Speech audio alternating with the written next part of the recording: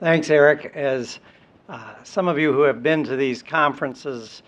may not be surprised to hear, I sometimes feel like I've been convening discussions of evaluation since shortly after numbers were first invented by Roger Howe. But I have to say that this session was one of the liveliest and perhaps the best discussions of evaluation that I participated in. I finally had to call a halt to get them all over here for lunch. And we began by reviewing the evaluation studies done in the Teachers Institute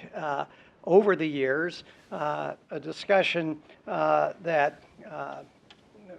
led to reviewing Ellen Kisker's, our consultant Ellen Kisker's theory of change for the Teachers Institute with its emphasis on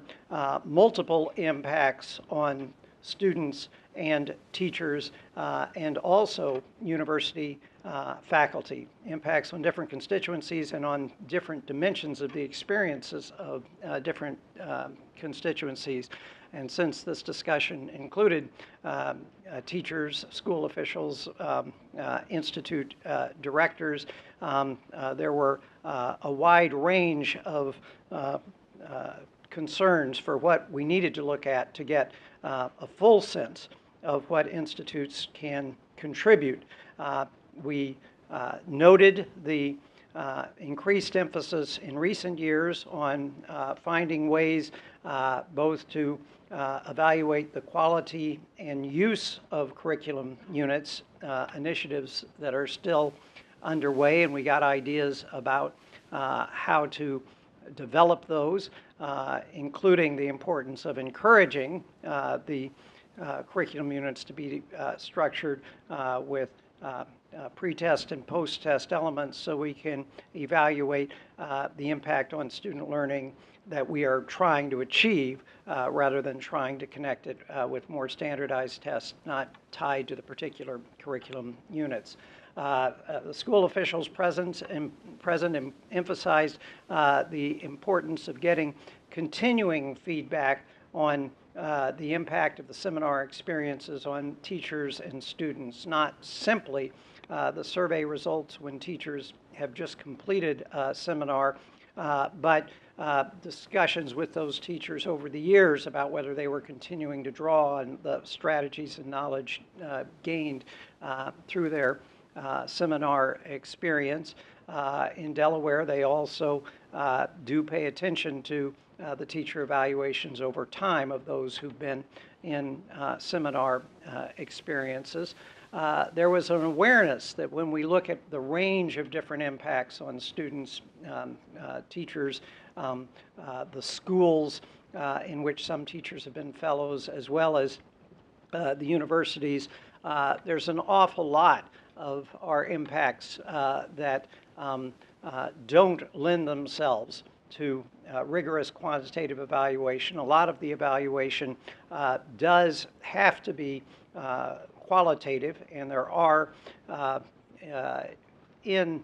the different parts of the educational world an increasing recognition that because this is true, qualitative evaluation should be taken seriously as well as quantitative evaluation. Even so, we also stressed the importance of working